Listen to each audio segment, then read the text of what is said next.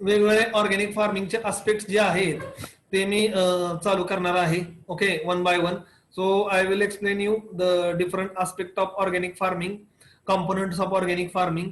आता त्याच्यामध्ये पहिली ती history, where the organic farming is come from. Organic farming जे आहे ते कुठून आलेलं आहे. Okay, so today I will explain you about history of organic farming. Okay, history of organic farming. So the history of organic farming, sorry एक minute, history of organic farming it is our today's lecture. मी काय आज practical घेणार नाहीये. I am completing the theory lectures also for 1 or 2 weeks. After that I will start the practicals. So history of organic farming in Central Europe, Rudolf Steiner, whose lecturer on the agriculture were published in 1925, created a biodynamic agriculture, an earlier version of what we are now called as organic agriculture. Steiner was motivated by spiritual rather than scientific consideration. तसं पाहायला गेलं तर युरोपमध्ये Rudolph Steiner नावाचा एक scientist होता, एक lecturer होता. त्यानं 1925 साली बायोडायनेमिक ऍग्रिकल्चर ही एक टर्म दिली किंवा एक कन्सेप्ट दिली. तर ह्याच्यामध्ये प्रॉब्लेम काय झाला की रुडॉल्फ स्टेनरनं आध्यात्मिक गोष्टीवर जास्त फोकस केला रादर दॅन सायंटिफिकवर. म्हणजे रुडॉल्फ स्टेनरचं असं म्हणणं होतं की या पृथ्वीवर जी एनर्जी आहे, जी ऊर्जा आहे, पॉझिटिव्ह एनर्जी ऊर्जा, सूर्यापासून येणारी, चंद्रापासून येणारी, या पृथ्वीवर असणारी, it will improve the quality of product. Okay, तर त्यांनी काय केलं, गायीच्या शेणामध्ये, गायीच्या शिंगामध्ये शेण भरायचं, ते जमिनीमध्ये गाडायचं पौर्णिमेला, नंतर पुढच्या पौर्णिमेला ते काढायचं आणि नंतर ते स्प्रे करायचं. हे BD 500 होतं. किंवा गायीच्या शेणामध्ये क्रश सिलिका करायची, ते जमिनीमध्ये गाडायचं पौर्णिमेला, ते पुढच्या होळी पौर्णिमेला काढायचं. असं थोडक्यात रुडॉल्फ स्टेनरनं काय केलं, सायंटिफिक नॉलेज थोडंफार होतं त्यात, पण स्पिरिच्युअलिटी म्हणजे थोडक्यात काय, त्यांनी अध्यात्माची जास्त जोड दिली. त्याच्यामुळे रुडॉल्फ स्टेनरला फादर ऑफ ऑर्गॅनिक फार्मिंग असं कन्सिडर केलं जात नाही. ओके, कारण की प्युअर सायंटिफिक त्याने जर मांडलं असतं तर Rudolf Steiner will become the first person of or father of organic farming. Okay, हे झाले विषय होता हा 1925 साली. What is mean by biodynamic agriculture. Biodynamic agriculture काय आहे हे तुम्हाला मी प्रॅक्टिकलला शिकवीन. आपलं 5व्या नंबरचं प्रॅक्टिकल आहे, त्या डिटेलमध्ये सांगेन. सध्या तर त्याच्यावर जात नाही, तर एवढंच लक्षात ठेवा, रुडॉल्फ स्टेनरला फादर ऑफ बायोडायनेमिक ऍग्रिकल्चर किंवा बायोडायनेमिक फार्मिंग म्हणलं जातं. ते तुम्हाला 5व्या एक्सरसाइज मध्ये डिटेलमध्ये कळेल. In the late 1930s and early 1940s, म्हणजे 1930 ते 1940 साली, sir Albert Howard and his wife Gabrielle Howard, both accomplished botanist, developed the organic agriculture. एक लक्षात ठेवा, 1930-1940 या डेकेडमध्ये, ह्या 10 वर्षामध्ये अल्बर्ट होवार्ड आणि त्यांची बायको गॅब्रिलिया होवार्ड, ओके, ह्या दोघेही बॉटनिस्ट होते. Okay, botany, MSc botany, PhD botany असे बॉटनिस्ट होते. त्यांनी काय केलं, ऑर्गॅनिक ऍग्रिकल्चर डेव्हलप केलं. पण दुर्दैवानं फादर ऑफ ऑर्गॅनिक फार्मिंग फक्त आपण अल्बर्ट होवार्डला म्हणतो, त्यांच्या बायकोचं नाव कुठेही घेतलं जात नाही. ठीक आहे. The Howards were influenced by their experiences with the traditional farming method in India. Okay, biodynamic and their formal scientific educational. So that's why Sir Albert Howard is widely considered as a father of organic farming, because he was the first to apply the scientific knowledge and principle to these various traditional and more natural methods. तर sir Albert Howard आणि त्यांची wife जी होती गॅब्रिलिया Howard, या दोघांनी ते त्याचे scientific principal, facts आणि knowledge एक लिहून काढलं व्यवस्थित आणि ते लोकांपर्यंत पोहोचवण्याचा प्रयत्न केला. म्हणजे त्याला कुठेतरी एक फॉर्मॅट किंवा एक स्वरूप दिलं. ठीक आहे, म्हणून सर अल्बर्ट होवार्डला फादर ऑफ ऑर्गॅनिक फार्मिंग म्हणतात. लक्षात ठेवा, MCQ ला बऱ्याच ठिकाणी किंवा ऑब्जेक्टिव्हला हे विचारलं जातं, फादर ऑफ ऑर्गॅनिक फार्मिंग किंवा father of biodynamic farming, Rudolf Steiner. Okay, ते लक्षात ठेवा फक्त. In the United State, another founder of organic agriculture was J.I. Rodili. Okay, Rodili.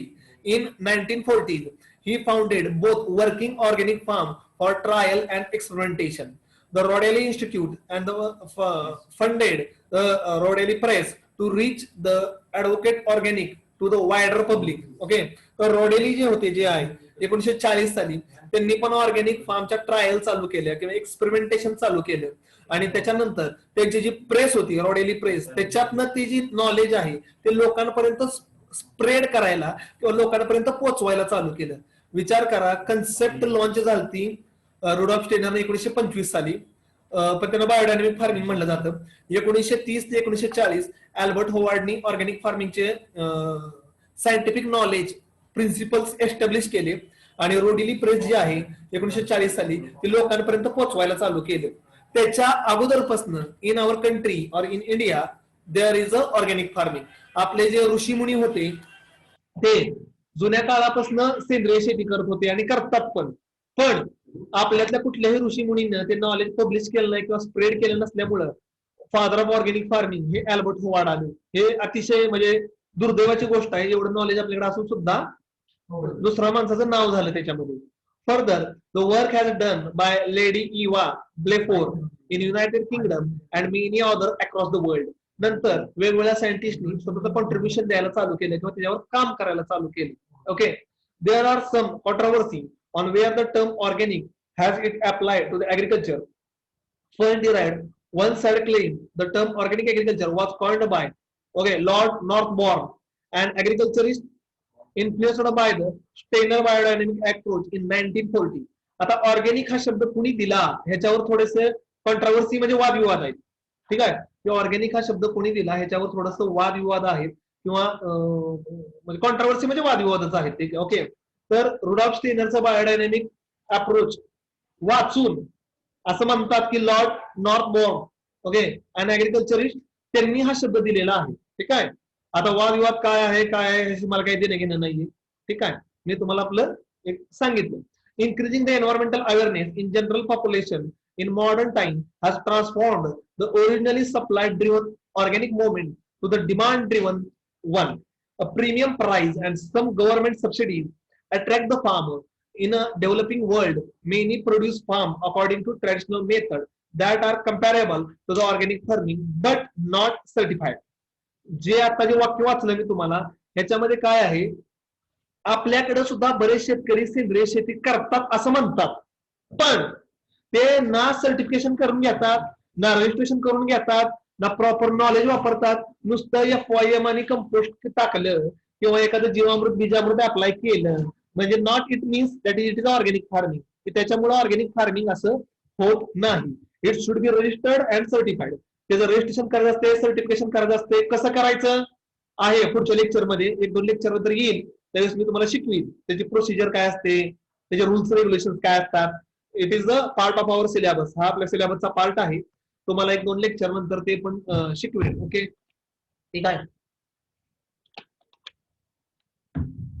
And that may not include the least scientific advancement in organic agriculture. In other cases, farmers in a developing world have converted to the modern agriculture method in an economical region. आता to shift the modern agriculture towards the organic agriculture, it is not so much a simple task. ही काही इतकी सोपी किंवा simple task नाहीये. ठीक आहे, it will having a transformation period. त्याला एक ट्रान्सफॉर्मेशन पिरियड लागतो for transferring from modern agriculture to the organic agriculture. Okay, it will take us some time. त्यासाठी थोडासा वेळ लागतो, त्यानंतर ते ट्रान्सफॉर्मेशन घडून येतं. There are important point. Okay, आता इथं काही कन्सेप्ट कुणी दिल्या, कशा दिल्या, काय काय अब्रिव्हिएशन्स आहेत, फुल फॉर्म्स पण आहेत. मी ते तुम्हाला थोडेसे फुल फॉर्म्स आणि सायंटिफिक अब्रिव्हिएशन सांगतो. ठीक आहे, APIGR, Association for Propagation of Indigenous Genetic Resources, October 1984 at Wardha. Okay, तर एक APIGR association for propagation of indigenous genetic resources 1984 साली वर्ध्याला एक स्थापन झाली. IFMO, international federation of organic agricultural movement 1972 साली. हे सगळ्यात महत्वाची मुवमेंट आहे आणि हेच ऑर्गॅनिक ऍग्रिकल्चरचे रूल्स आणि रेग्युलेशन ठरवतात. ब्रुनो जर्मनीमध्ये आहे, तिथनं हे ऑर्गनायझेशन चालते. हा अतिशय इम्पॉर्टंट पॉइंट आहे, लक्षात ठेवा. हा अतिशय इम्पॉर्टंट पॉइंट आहे. ओके, त्यामुळं तुम्ही हा इम्पॉर्टंट पॉइंट जो आहे तो लक्षात ठेवावा. ठीक आहे, एकच मिनिट थांबा जरा. ड्रॉइंग ठीक आहे. Erase undo radio clear spotlight. ठीक आहे, नको नाही व्यवस्थित जाऊ दे बरोबर. IFMO, International Federation of Organic Agriculture Movement, okay, in 1972. ठीक आहे. तर हा सगळ्यात महत्वाचा मुद्दा आहे. ओके, ठीक आहे. International federation of organic agricultural movement, ठीक आहे, 1972 Bruno, Germany. APEDA, Agricultural and Processed Food Product Export Development Authority. This is the main apex body in our India which will monitor the organic agriculture, their rules and regulation in our country. APEDA जी आहे, Agricultural and Processed Food Product Export Development Authority, हेच agriculture मधले rules आणि regulation decide करतात organic फार्मिंगचे. लक्षात ठेवा नाव दोन्ही अतिशय important आहेत. APEDA पण जर नोटबुक असेल तर नोटबुक मध्ये लिहा, agriculture and processed food product export development authority. Okay, आणि APEDA मार्फतच तुम्ही तुमचं ऑर्गॅनिक इनपुट्स जे काय असतील ते एक्सपोर्ट करू शकता. NPOP, national programme for organic production in 2001. Okay, हा एक प्रोग्राम लॉन्च झाला आपल्या देशामध्ये 2001 साली, national programme for organic production in 2001. NSC, National Steering Committee. National Steering Committee. Okay, this is the committee which is headed by the different scientists in all over India. The committee is deciding the rules and regulations or the trademark in organic agriculture. Then NAS, okay, National Academy of Agricultural Science. Okay, NAS, National Academy of Agricultural Science. IOAS, International Organic Accreditation Services. Okay, म्हणजे ह्या सगळ्या agency आहेत की ज्या organic agriculture मध्ये काम करतात, त्याचे रूल्स अँड रेग्युलेशन बनवतात, नियम ठरवतात, डिसाइड अप करतात. त्याच्यानंतर OATZ, organic agricultural trade zone. Okay, हा जो ट्रेड झोन आहे it is useful for import and export of organic inputs. Organic inputs देशामध्ये पाठवणे, त्यासाठी हा ऍग्रिकल्चर ट्रेड झोन हा यूज करतो. OARD, organic agriculture rural development, logo Indian organic. तर ऑर्गॅनिक ऍग्रिकल्चर रुरल डेव्हलपमेंट न एक लोगो डेव्हलप केलेला आहे, Indian organic, was released in 26 July 2002 to support NPOP. तर आपल्या देशामधला जे ऑर्गॅनिक इनपुट्स आहेत किंवा जे ऑर्गॅनिक प्रोडक्ट बनतात ते इंडियन ऑर्गॅनिक ह्या लोगो खाली मार्केटमध्ये बाहेर किंवा परदेशामध्ये एक्सपोर्ट केले जातात. Aerobic compost by Howard in 1929. हे जरा MCQ साठी मी शेवटचे 5-6 पॉईंट टाकलेले आहेत. होवार्डनं कंपोस्टिंगची मेथड दिली एरोबिक 1929 साली. Anaerobic method by Acharya in 1934 साली. आचार्य CN आचार्यांनी 1934 साली ही मेथड दिली. NADEP composting NADEP composting. NADEP composting जे आहे हे नारायण देवराव पांढरपेंडे ह्या इंडियन सायंटिस्टनी आणि डॉक्टर कुमार या दोघांनी मिळून नाडेप जी मेथड आहे ती दिलेली आहे. त्याच्याविषयी डिटेल माहिती मी तुम्हाला नाडेप कंपोस्टिंगची आपल्याला प्रॅक्टिकल आहे त्या डिटेल मध्ये सांगितलं जाईल. Sir Albert Howard, father of organic farming. Rudolf Steiner, biodynamic composting और biodynamic farming. Masanobu Fukuoka, natural farming, do nothing. आता मॅसिबुआ फॅक्युआ यांच्याविषयी मी थोडंसं तुम्हाला सांगतो. Masanobu Fukuoka is a Japanese scientist. त्यांची BSc ऍग्रिकल्चर जपानमध्ये झाली. त्यांच्याकडे शेत होतं, मग शेतामध्ये ते मॉडर्न ऍग्रिकल्चर करत होते. बट मॉडर्न ऍग्रिकल्चर करून त्यांना जेवढी पाहिजे होती तेवढी इल्ड येत नव्हती आणि सॉइलची फर्टिलिटी पण कमी येत होती. That's why they have started organic agriculture. So they are doing nothing, ते काहीच करत नाहीत. ओके, ते जवळपास 40-50 वर्ष त्याच्या शेतामध्ये ऊस आहे. तो त्याचा पाला काढत नाहीत, काय नाही, ऊसाची पाचड जाळत नाहीत. ऊस फक्त तुटून जातो आणि पुन्हा तो ऊस उगवून येतो. झाडाचा पाला पाचोळा जो ऊसाचा आहे तो शेतामध्येच पडतो, कुजतो. Okay, so do nothing. आणि त्यांनी एक पुस्तक लिहिलं, वन स्ट्रॉ रिव्हॉल्युशन, एका काडीपासून क्रांती. ते पण खूप फेमस आहे. Okay, so this is about organic farming. Okay, तर मी आता दुसरं शेअर करतो गोष्ट. 2 मिनिटं होल्ड करा, 1 मिनिट होल्ड ठेवा. PPT बनवली होती मी, काय स्लो रिस्पॉन्स करते. Okay, 1 minute. ओके, ठीक.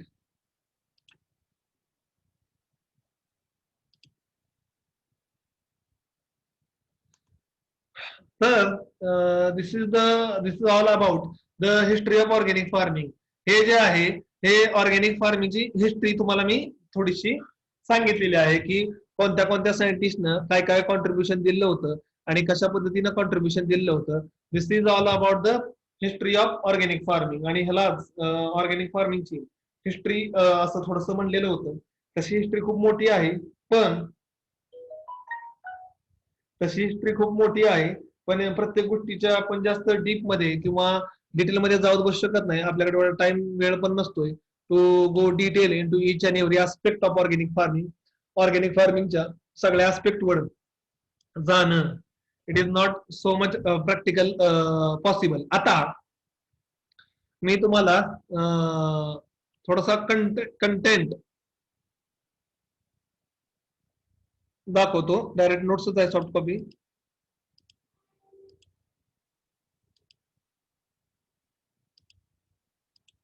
Okay, so organic farming in India and relevant and present context. Okay, तर ऑर्गॅनिक फार्मिंगचं आपल्या देशामध्ये सध्याची पोझिशन, ओके, कंडिशन ही मी तुम्हाला थोडीशी एक्सप्लेन करतोय. थिअरीचं लेक्चर चालू आहे पोरांनो, ह्याचं नाहीये, प्रॅक्टिकल नाहीये. प्रॅक्टिकल मी घेईन पण पुन्हा घेईन. Okay, so present context of organic farming. Okay, तर okay, so this is the present context of organic farming. Okay, हे तुम्हाला मी सांगतो, आता थोडीशी माहिती देतो त्याच्याबद्दल. Okay, so organic farming in India or its present context. In India, only 30% of total cultivable area is converted with the fertilizer, where the irrigation facility are available, and remaining 70% of the arable land, which is mainly rain-fed agriculture, is negligible amount of fertilizer is being used. The farmer in this area often use the organic manure as a source of nutrients are readily available either in their own farm or in their own locality. म्हणजे आपल्याकडे जो irrigated area आहे 30 ते 40%, okay, त्याच्यामध्येच maximum chemical fertilisers apply केले जातात. Remaining जो 69 to 70% area आहे which is a rainfed agriculture. In that rainfed agriculture the farmers are using a negligible amount of fertilisers. अतिशय कमी प्रमाणामध्येच फर्टिलायझर्स यूज केले जातात. So we having a wider scope that use of organic manure in a rainfed agriculture. Okay, because in rain-fed agriculture, if your crop is grown on the organic, then it will having a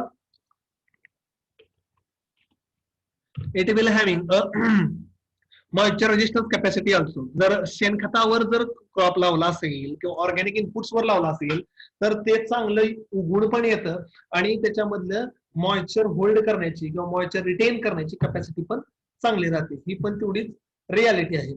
In the northeastern hills of India provided a considerable opportunity, 18 million hectare for organic farming due to the least utilization of chemical inputs which can be exploited for the organic production.